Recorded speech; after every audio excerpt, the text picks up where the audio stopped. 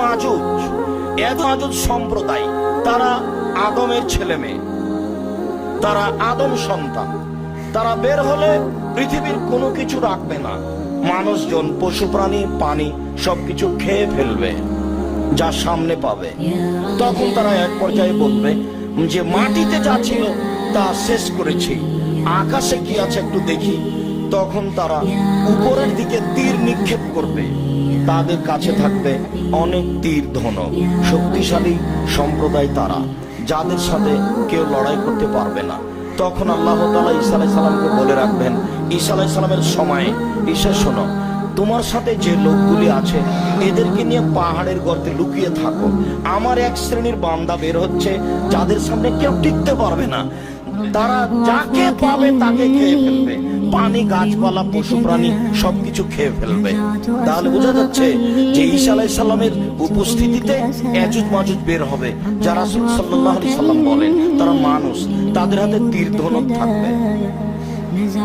তারা আকাশের দিকে তীর ধনুক নিক্ষেপ করে আকাশে যা আছে তাকে হত্যা করবে।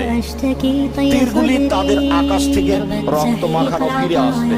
তখন তারা বলবে যে হ্যাঁ, উপরে যা ছিল আল্লাহ সবকিছুকে হত্যা করেছি, এখন আমরাই।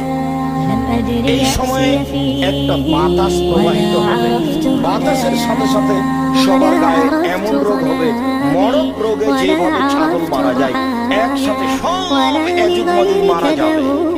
তখন ঈসা আলাইহিস সালাম পাহাড়ের ভিতর থেকে, গর্ত থেকে বের হবেন। মাঠ ঘাট, রাস্তাঘাট, একবারে মানুষ আর দুর্গন্ধে কেউ থাকতে পারবে না। তখন আল্লাহ তাআলা শকুন পাখি পাঠাবেন। এই শকুন পাখিগুলি এই লাশগুলিকে ধরে ইরাকের কোন এক স্থানে সবকে ফেলে দিবেন।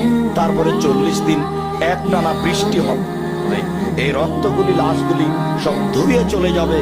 তখন এলাকা বা মাঠ, স্থান বসবাসের উপযোগী হবে, যেখানে ঈসা আলাইহিস সালাম তার জনগণ নিয়ে বসবাস করবেন। তিনি বলেন তাদের তীর ধনুক দিয়ে জ্বালানি হবে দীর্ঘ সময় পর্যন্ত।